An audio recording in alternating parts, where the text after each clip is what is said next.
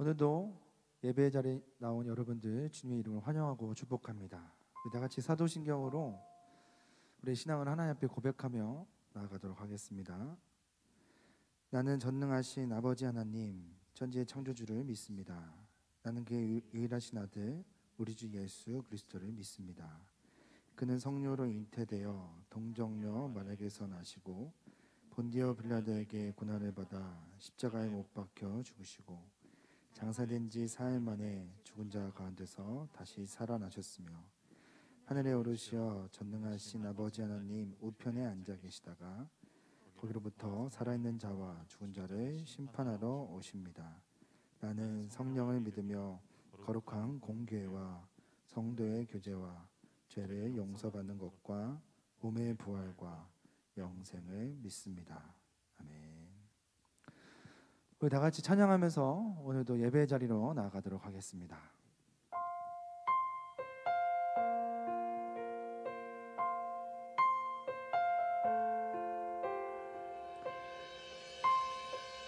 우리 마음을 다해서 고백하며 나아가도록 하겠습니다. 완전하신 나의 주, 완전하신 나의 주, 의의 길로 날 인도하소서. 행하실 모든 일 주님의 영광 다 경배하니. 우리 한 번 더 같이 고백하겠습니다. 완전하신 나의 주, 완전하신 나의 주, 의의 길로 날 인도하소서. 행하실 모든 일 주님의 영광 다 경배합니다. 예배합니다. 예배합니다. 찬양합니다. 주님만 날 다스리소서. 예배합니다. 찬양합니다. 주님 홀로 높이 예배합니다. 예배합니다. 찬양합니다. 주님만 날 다스리소서. 예배합니다. 찬양합니다. 주님 홀로. 우리 다시 처음부터 고백하며 나가겠습니다. 주님 완전하십니다. 완전하신 나의 주, 의의 길로 날 인도하소서. 행하실 모든 주님의 영광 다 경배합니다. 예배합니다. 예배합니다. 찬양합니다. 주님만 날 다스리소서. 예배합니다. 찬양합니다. 주님 우리 다 같이 목소리 높여 고백하며 나가겠습니다. 주님, 내가 지금 예배합니다.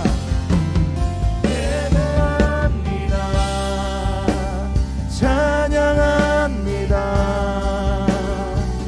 주님만 날 다스리소.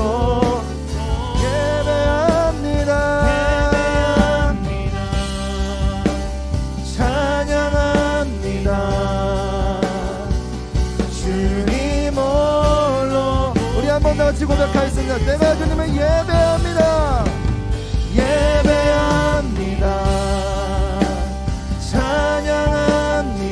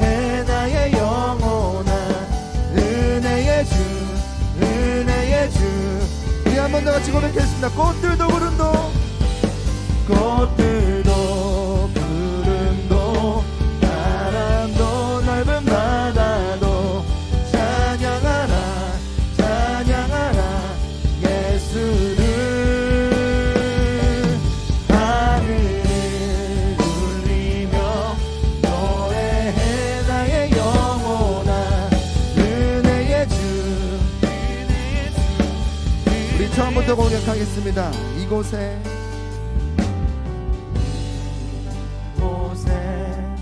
생명샘 솟아나 눈물 골짝 지나갈 때에 머잖아 열매 맺히고 웃음소리 넘쳐. 우리 한 번 더 같이 고백했습니다. 그날에 하늘이 열리고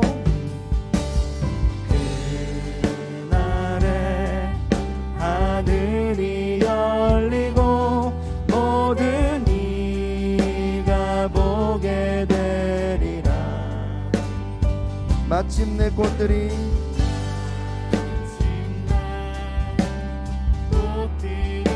영광의 주님께서 오실 것입니다. 우리 같이 고백하며 나가겠습니다. 꽃들도 구름도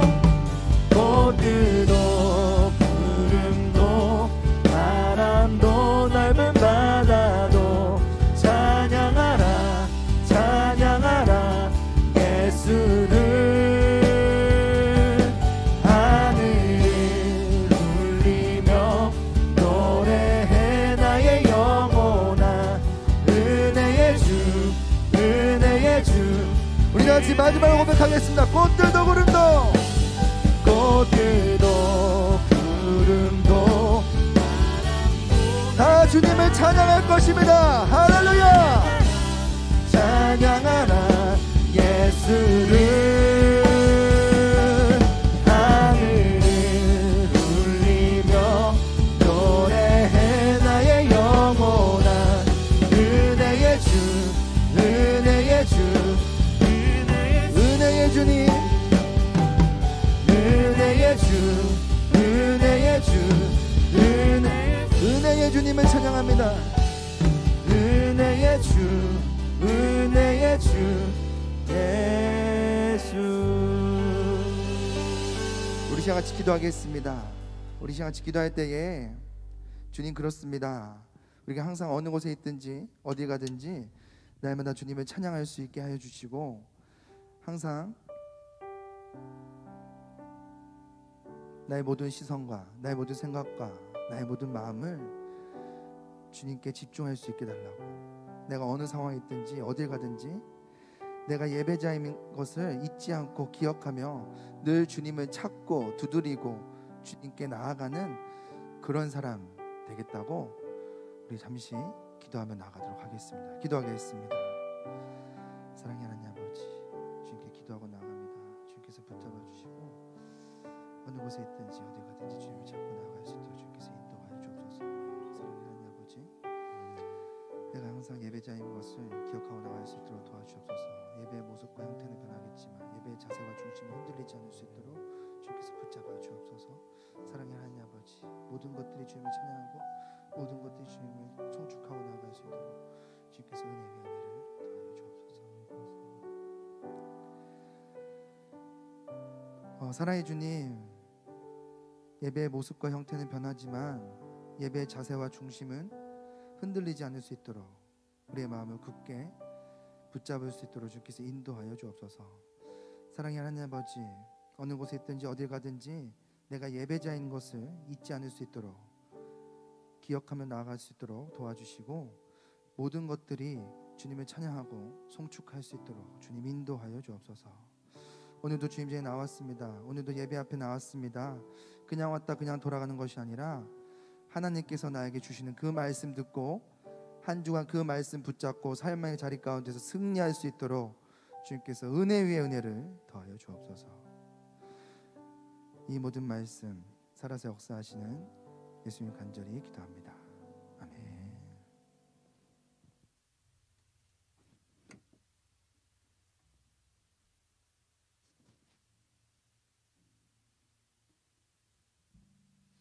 네, 오늘 하나님께서 우리에게 주신 말씀은 신약성경 마태복음 14장 22절부터 32절의 말씀입니다. 신약성경 마태복음 14장 22절부터 32절까지의 말씀을 다 같이 한 목소리로 봉독하도록 하겠습니다. 예수께서 즉시 제자들을 재촉하사 자기가 무리를 보내는 동안에 배를 타고 앞서 건너편으로 가게 하시고 무리를 보내신 후에 기도하러 따로 산에 올라가시니라. 저물매 거기 혼자 계시더니 배가 이미 육지에서 술이나 떠나서 바람이 거스름으로 물결로 말미암아 고난을 당하더라. 밤 사경에 예수께서 바다 위로 걸어서 제자들에게 오시니 제자들이 그가 바다 위로 걸어오심을 보고 놀라 유령이라 하며 무서워하여 소리 지르거늘 예수께서 즉시 이르시되 안심하라 나니 두려워하지 말라. 베드로가 대답하여 이르되 주여 만일 주님이시거든 나를 명하사 물 위로 오라 하소서 하니 오라 하시니 베드로가 배에서 내려 물 위로 걸어서 예수께로 가되 바람을 보고 무서워 빠져가는지라 소리 질러 이르되 주여 나를 구원하소서 하니 예수께서 즉시 손을 내밀어 그를 붙잡으시며 이르시되 믿음이 작은 자여 왜 의심하였느냐 하시고 배에 함께 오름에 바람이 그치는지라. 아멘. 네, 사랑하는 우리 소망교회 청소년 여러분 반갑습니다. 오늘도 우리가 온라인으로 함께 예배를 드리게 되었는데요. 코로나 때문에 같은 자리에서 우리가 함께 예배를 드릴 수는 없지만 각자의 자리에서 우리와 함께하고 계시는 우리 성령 하나님의 은혜가 이 자리에 참여하는 모든 분들에게 가득 넘쳐날 수 있기를 주님의 이름으로 축복합니다. 오늘은 풍랑 위를 걷는 믿음, 풍랑 위를 걷는 믿음이라는 제목으로 하나님 말씀 함께 나누도록 하겠습니다. 우리는 지난주 동안 온라인 수련회를 통하여 믿음이란 무엇인가에 대해서 함께 살펴보았습니다.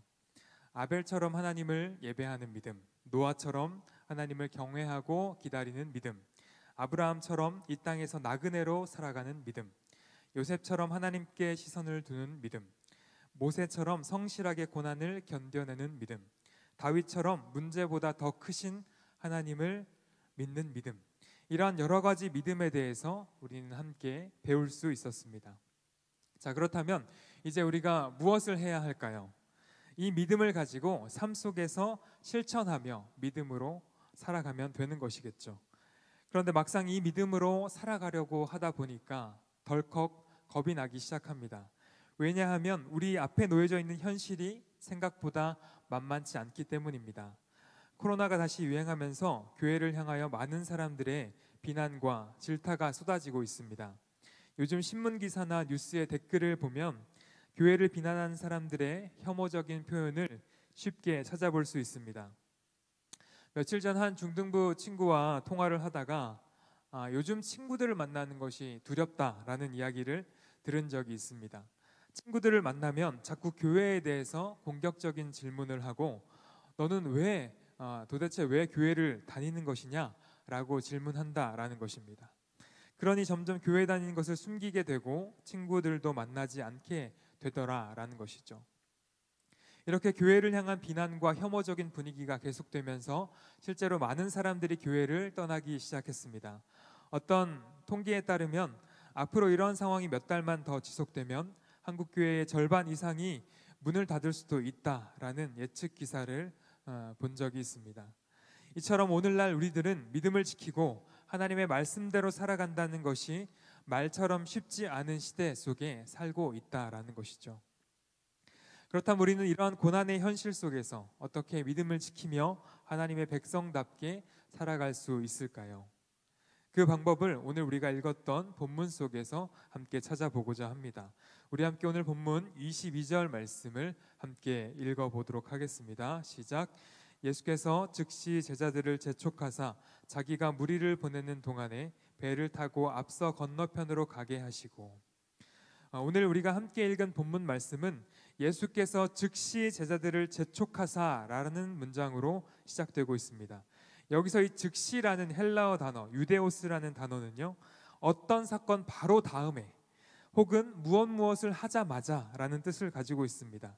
그러니까 오늘 본문 말씀은 이 본문만 따로 떼놓고 묵상하면 되는 것이 아니라 이 바로 앞에 어떠한 사건이 있었는지 이 앞에 나오는 사건과 연결해서 해석되어야 하는 본문이라는 것입니다. 그렇다면 오늘 본문 바로 앞에 등장하는 사건은 무엇일까요? 바로 그 유명한 오병이어 사건입니다. 오병이어 사건은 보리떡 5개와 물고기 2마리를 가지고 5,000명 이상을 먹이신 놀라운 기적의 사건이었습니다.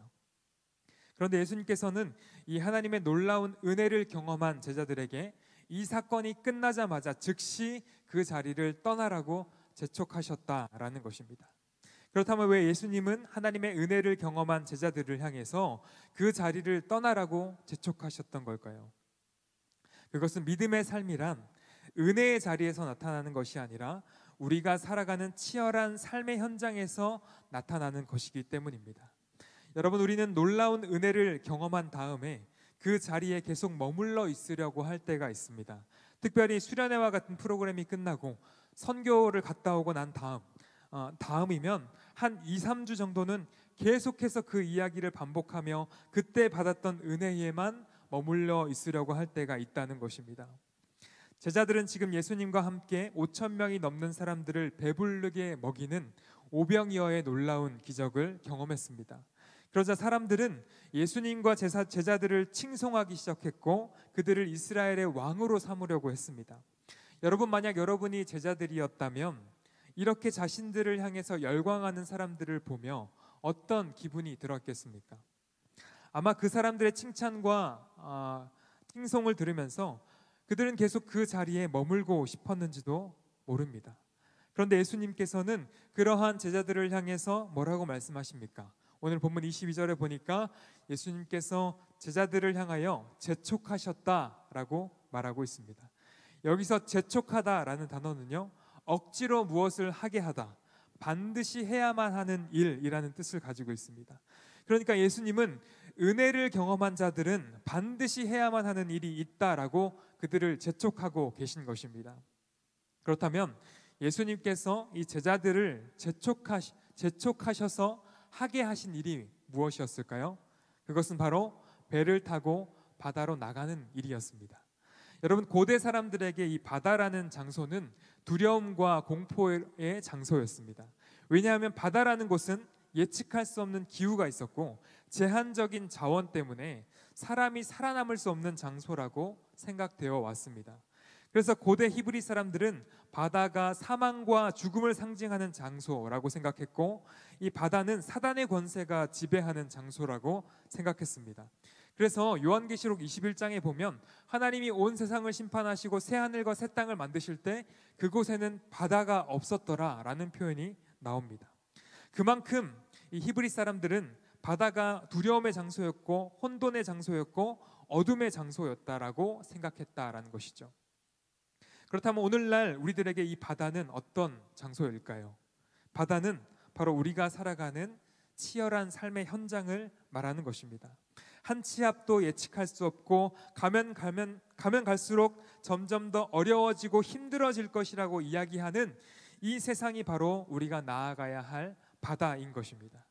그렇기 때문에 하나님의 은혜를 받은 자들은 그 은혜를 가지고 반드시 우리의 바다인 이 세상을 향해 나아가야 한다라는 것이죠. 그런데 세상 한복판에서 우리가 믿음으로 살아가다 보면 우리가 자꾸 넘어지고 실패하는 것을 경험하게 됩니다. 왜냐하면 그곳에는 우리가 예상치 못한 고난과 어려움이 있기 때문입니다. 우리 이어지는 24절 말씀 같이 한번 읽어보겠습니다. 시작. 배가 이미 육지에서 술이나 떠나서 바람이 거스름으로 물결로 말미암아 고난을 당하더라. 제자들은 예수님의 재촉하심으로 바다 한가운데로 배를 타고 나가게 됩니다. 그러나 그곳에서 제자들은 새로운 고난을 맞이하게 되죠. 그것은 바로 그들이 나아가려고 하는 방향과 반대 방향으로 불어오는 역풍이었습니다. 여러분, 우리가 인생을 살아가다 보면 우리가 나아가고자 하는 방향과 반대 방향으로 불어오는 역풍을 만날 때가 있습니다. 올해는 내가 교회를 열심히 나와봐야지 라고 다짐했지만 코로나로 예배당이 폐쇄되기도 하고, 올해는 내가 열심히 공부해봐야지 라고 생각했지만 학교가 폐쇄되고 학교에 나가지 못하는 그러한 역풍을 우리가 만날 때가 있다라는 것이죠. 그렇게 되면 아무리 우리가 열심히 노를 저어도 우리의 배가 앞으로 나아가지 않고 계속해서 제자리 걸음을 하게 되는 것입니다.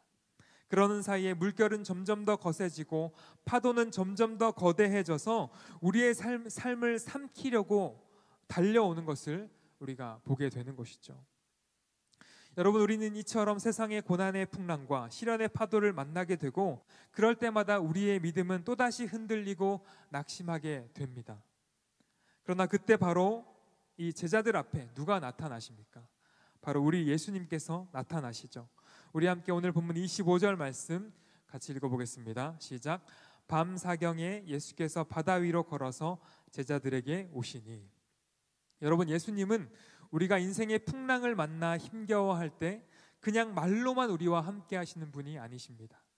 우리의 고통 속으로 직접 찾아오시는 분이 우리 예수님이시라는 것입니다. 길이 있다면 길 위로 오시겠지만 길이 없다면 물 위를 걸어서라도 풍랑을 헤치고서라도 우리에게 찾아오시는 분이 예수님이시라는 것입니다.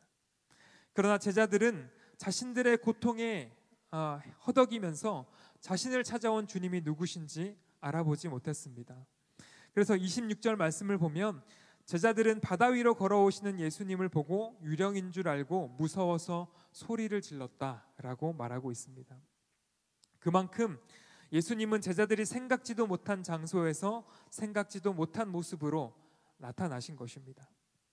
그리고 예수님은 두려움에 빠져 놀란 그들에게 말씀하십니다. 27절 말씀 같이 읽어보겠습니다. 시작.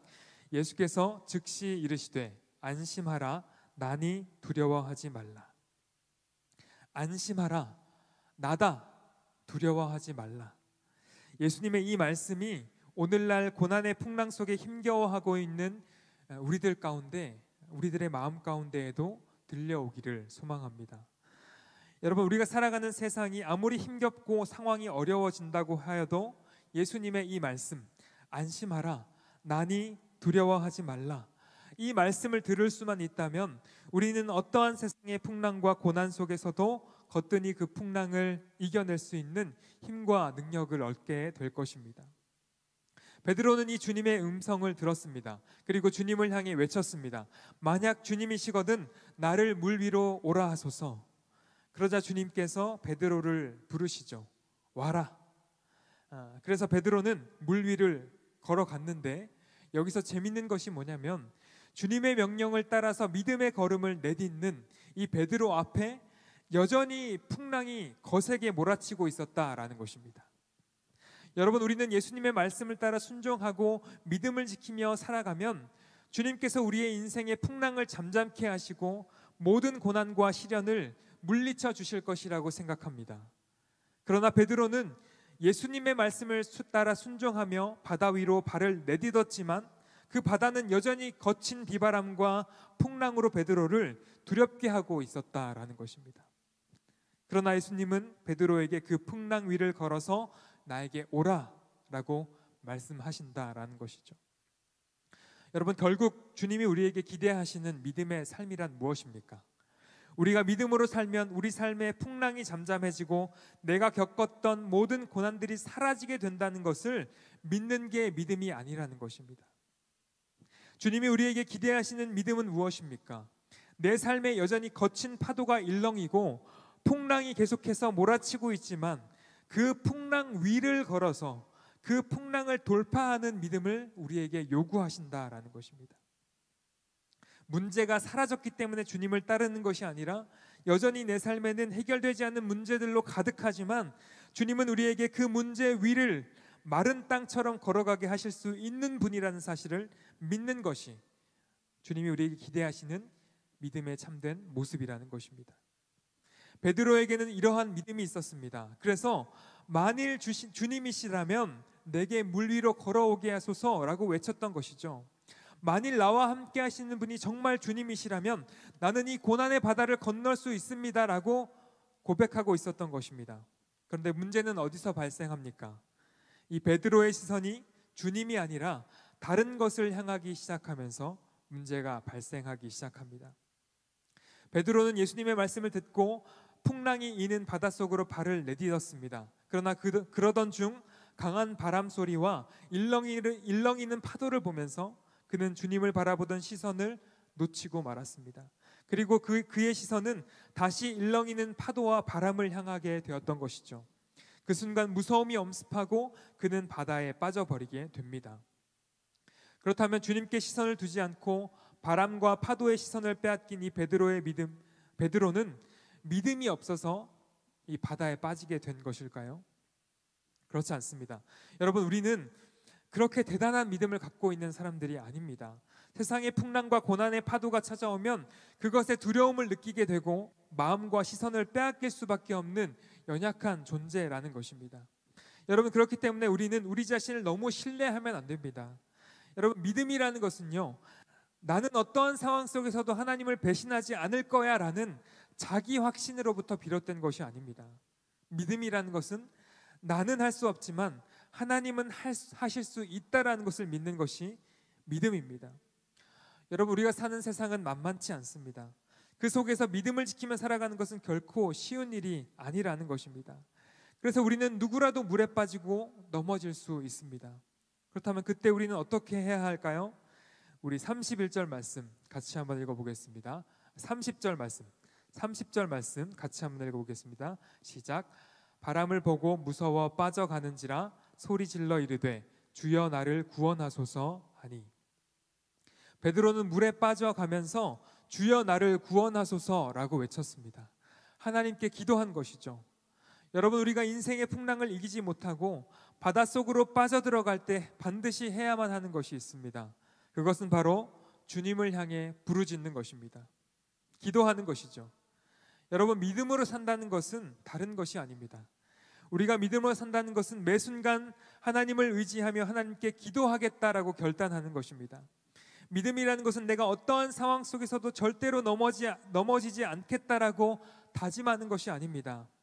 여러분, 넘어지지 않는 사람은 없습니다. 세상의 풍랑과 파도 앞에서 두려워하지 않는 사람은 없습니다. 그렇기 때문에 사실 우리에게는 이 풍랑 위를 걸어갈 수 있는 믿음이 없다는 것입니다. 그러나 우리가 우리의 연약함을 솔직하게 고백하고 주여 나를 구원하소서라고 고백할 때 하나님은 연약한 우리의 삶을 일으키시고 우리의 삶 속에 구원의 역사를 이루어 가신다라는 것이죠. 이렇게 물속으로 빠져가는 베드로가 하나님께 부르짖으며 기도하자 어떤 일이 일어납니까? 우리 마지막으로 31절, 32절 말씀 같이 읽어보겠습니다. 시작. 예수께서 즉시 손을 내밀어 그를 붙잡으시며 이르시되 믿음이 작은 자여 왜 의심하였느냐 하시고 배에 함께 오름에 바람이 그치는지라. 물에 빠져가는 베드로가 주님께 부르짖으며 기도하자 주님께서 어떻게 하십니까? 즉시 손을 내밀어 그를 붙잡아 주셨다라는 것입니다. 여러분, 이것이 우리가 세상의 풍랑 위를 걸어갈 수 있는 믿음입니다. 풍랑 위를 걸어가는 믿음은 나의 결단이나 노력이나 각오나 의지만으로는 불가능하다라는 것입니다. 그러면 어떻게 우리가 풍랑 위를 걸어갈 수 있을까요?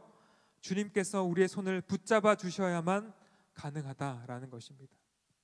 여러분, 우리가 살아가는 세상은 점점 더 믿음을 지키기 힘든 세상이 되어가고 있습니다.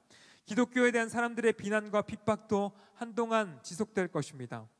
그렇다면 우리는 이 풍랑과 고난의 파도가 일렁대는 이 시대를 어떻게 견디고 돌파해낼 수 있을까요?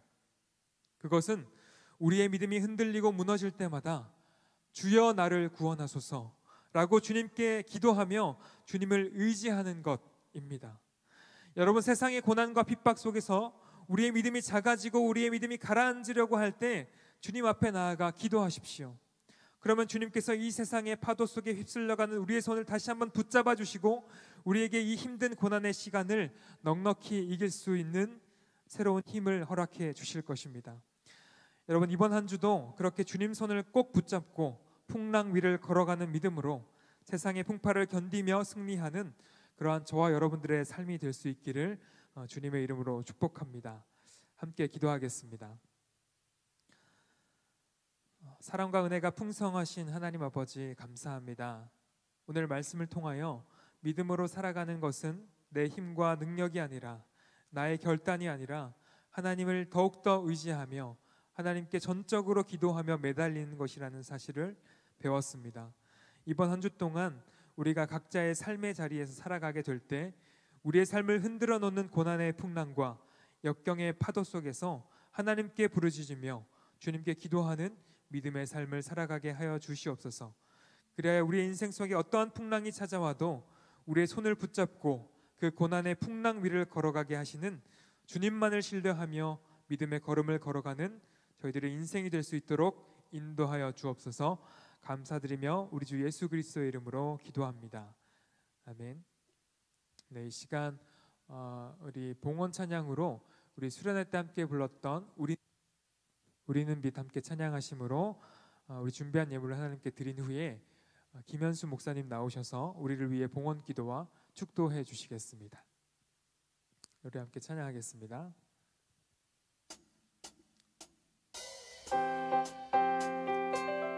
네, 시간 박수 치시면서 우리 기쁜 마음으로 하나님께 찬양하며 나아가겠습니다.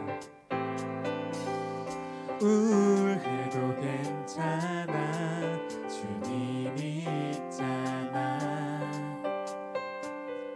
어둠 속에서 빛나는 우리는 새로운 세대. 한 번 더 찬양합시다. 우울해도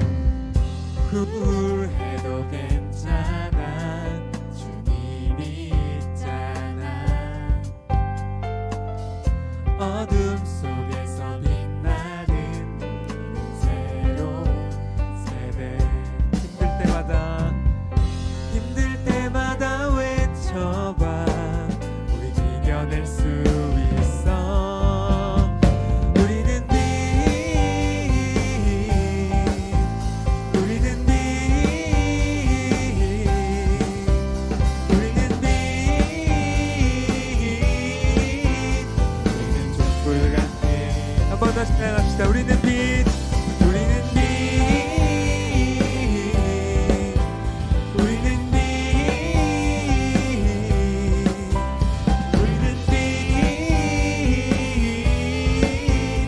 우리는 촛불 같은 증인. 우리는 촛불 같은, 우리는 촛불 같은 증인. 우리는 촛불 같은 증인.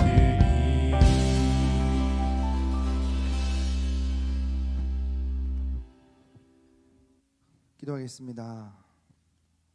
사랑해 주님 감사합니다. 오늘도 주님 전에 나와 예배드리고 또 주님께 나와서 예배드립니다. 주님께서 어느 곳에 있든지 어디 가든지 눈동자같이 지켜주신다는 그 믿음으로 세상 가운데서 쓰러지지 않고 낙심하지 않고 절망하지 않고 늘 주님을 바라보면서 살아갈 수 있는 우리 믿음의 사람들 다 될 수 있도록 인도하여 주옵소서. 오늘도 예배 자리 가운데 나올 때에 빈손으로 오지 않고 귀한 예물 준비하여 주님께 올려드립니다. 이 예물을 드린 같이 우리의 마음과 우리의 몸을 주님께 드릴 수 있도록 도와주시고, 이 예물이 주님께 쓰임받는 것처럼 우리가 날마다 주님께 쓰임받을 수 있도록 주님께서 인도하여 주옵소서. 우리 사랑하는 친구들 학업 중에 있습니다. 지혜와 은총과 은혜를 더해 주시고 더욱더 하나님의 영광과 하나님의 나라를 위해서 부지런히 수고하고 애쓸 수 있는 착하고 충성된 종으로 잘 자랄 수 있도록 인도하여 주옵소서. 이제는 우리 주 예수 그리스도의 은혜와 하나님의 사랑과 성령님의 교통하심이 풍랑 가운데 빠져 있고 바닷 가운데 빠져 있을지라도 그곳으로 찾아와 나를 건져주시는 그 주님을 믿는 그 믿음으로 말미암아 삶의 자리 가운데서 승리하겠다고 다짐하고 고백하며 머리 숙인 모든 자들에게 지금으로부터 영원히 함께 하시기를 간절히 축원하옵나이다. 아멘.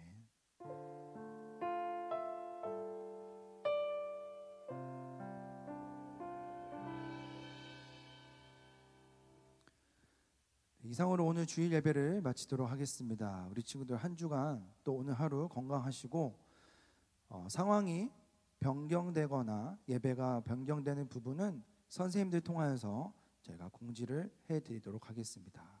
우리 친구들 한 주간도 승리하시고 다음 주에 뵙겠습니다. 안녕.